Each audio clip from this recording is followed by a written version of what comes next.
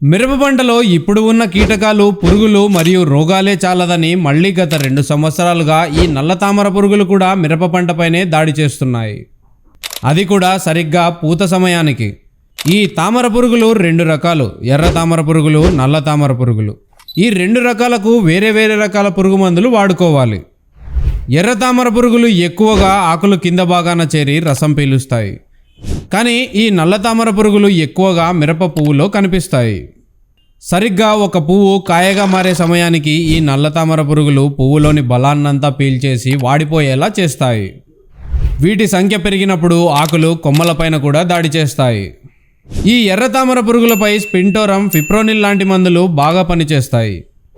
కానీ ఈ నల్ల తామర పురుగులపై పాత మందులు సరిగ్గా పనిచేయడం లేదు. వీటికై మీరు వాడవలసిన మందులన్నీ కొత్తవి. అవి గ్రేషియా, బ్రోఫ్రియా మరియు ఎక్స్పోనస్ లాంటి మందులు.